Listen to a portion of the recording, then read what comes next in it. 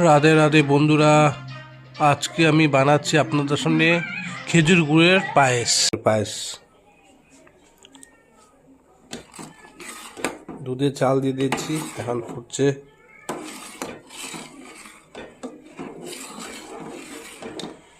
দেখতে পাবেন একটু পরে। আজকে একাই করছি, কেউ নেই বাড়িতে, খালি মেয়ে পড়ে আছে। সবে একটু ঘুরতে গেছে, তো আমার মিসেসকে পাঠাইছি ওদের সঙ্গে ঘুরতে। তাই আজকে আমি একটু পায়েস করছি, পায়েস মুড়ি দিয়ে খেয়ে দেবো।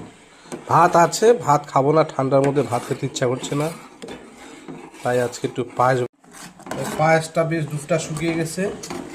এখন আমি আপনাদের সামনে একটা বাতাসা দিব। বাতাসাটা দিলে কি হয়, পায়েসটা টেস্টি হয়। এই যে বাতাসা, এই বাতাসাতে কয়েকটা দিব, এবার দিয়ে বাতাসাটা গুলাবো।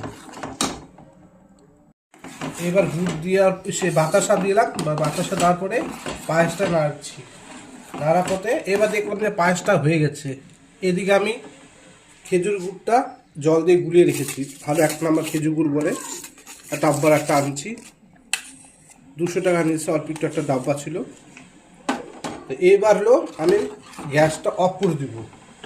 এবার তো বলতে হবে না গ্যাসটা অফ করে দিল, গুড় দিল না। গুড়টা দেওয়ার নিয়ম আছে। এই যে আমি যে বাতাসা দিচ্ছি, নাড়ছি, এখন আমি গ্যাসটা অফ করে এখন আমি গুড়টা দিব। এভাবে করলে পায়েসটা ফাটবে না এবং পায়েসটা টেস্টি হবে। এর একটা আমি করছি, দেখুন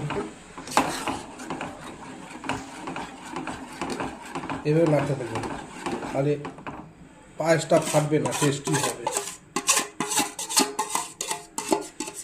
অনেক গুড় দেখলেন যে দেওয়ার সঙ্গে সঙ্গে পায়েসের দুধ ফেটে যায়, তখন পায়েসটা কেমন কেমন দেখতে লাগে, একটা ফাটা ফাটা ফাটা ফাটা। এইভাবে করে করে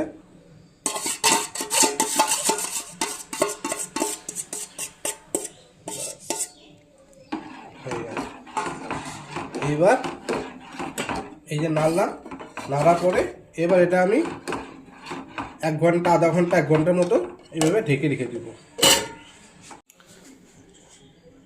হয়ে গেল, তাহলে এখানে আমি ভিডিওটা শেষ করলাম, পরের ভিডিওতে দেখা হবে আবার।